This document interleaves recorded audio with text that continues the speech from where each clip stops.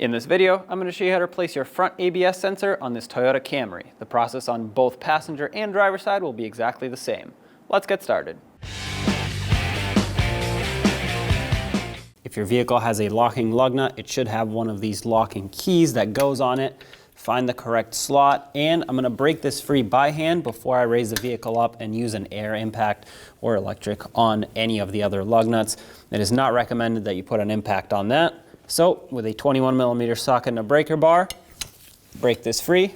At this point, it is safe to put an impact on it because it's already broken free, and you basically just want to avoid the high force that the impact will put on this because it can break the little teeth internally.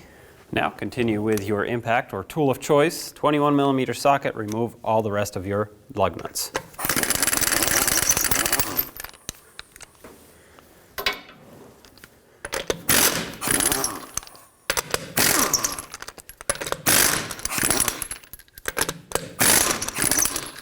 Remove your wheel. If it's stuck, give it a little tap. It should pop right off. From the back side of the knuckle, you'll see a 10mm bolt holding on the ABS sensor. Put your socket on it. Make sure it's seated down. A lot of times these do rust, so you want to make sure you don't break it or strip it in there. And then remove the bolt. Now, this being a closed hole, there shouldn't be any rust in the threads, so once you break it free, it should come off fairly easily. As you can see, the bolt is fairly clean. With that done, it looks like this has a new knuckle, so someone has been in here before and removed this ABS sensor, but usually they are a little bit stuck, so what you can do is grab some pliers, grip it onto the sides, twist it around, and you should be able to pull it out and break it free. This one just came out easily, but sometimes you do have to fight them a little bit. Follow the wire and you'll see it's clipped onto the strut. Use a trim tool or anything you have that'll pry this off. There we go. Get that off there. And then if you follow it even further, you'll see that it's bolted on with a 12mm bolt right onto the strut. So remove that. This also has the brake hose going through it, so you will have to unbolt pretty much both of them. Pop this out. Follow it along even further, and you'll see a 10mm bolt holding it onto this larger bracket. Remove this as well. Save the bolt. Pop the bracket off. Now we have to partially pull this fender liner out, so there's a 10mm bolt here and another one down here. You'll have to remove both of these so that you can actually pry out on this. There's one. And another one.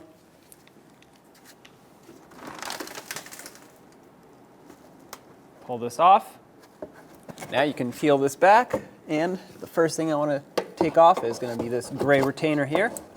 Just use your trim tool and pop it off. If this breaks, that's okay. I'm removing it because the new ABS wire comes with a new one. You can unplug the connector from up here. There it is.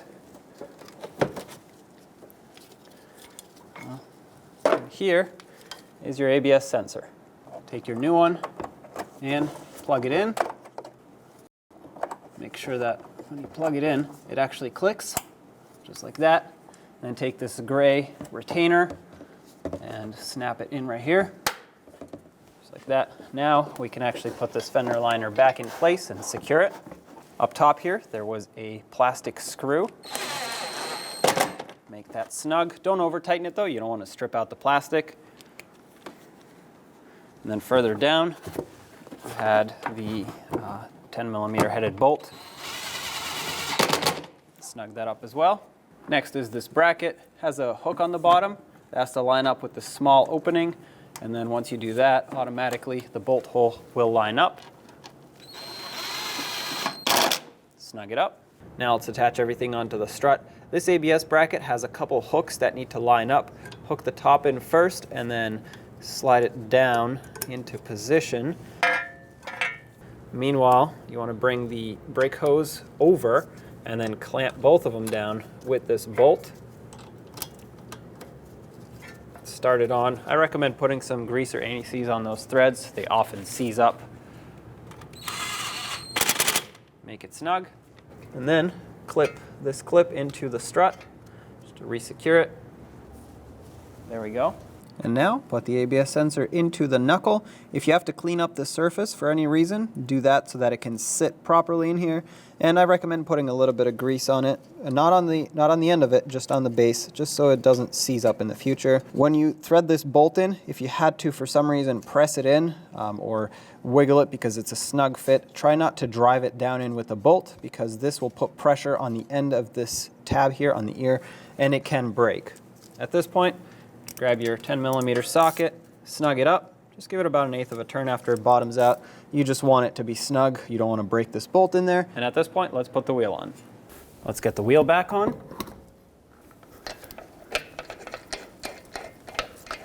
Put on all 5 of your lug nuts, bottom them out, and then we'll torque them in a cross pattern to 76 foot-pounds.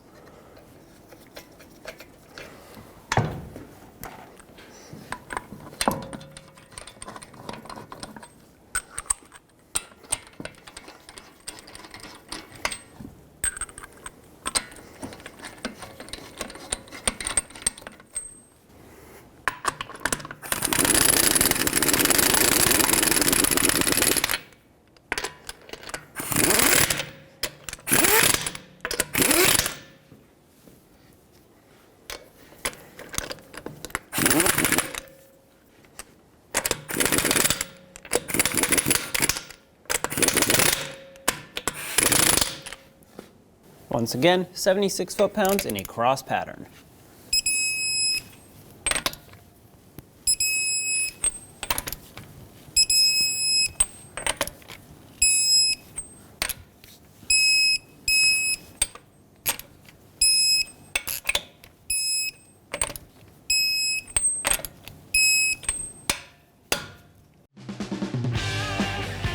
When only the best will do, demand TRQ. The only company that lets you view before you do. TRQ is committed to offering the highest quality aftermarket auto parts that are engineered for peace of mind. Thanks for using and viewing with TRQ.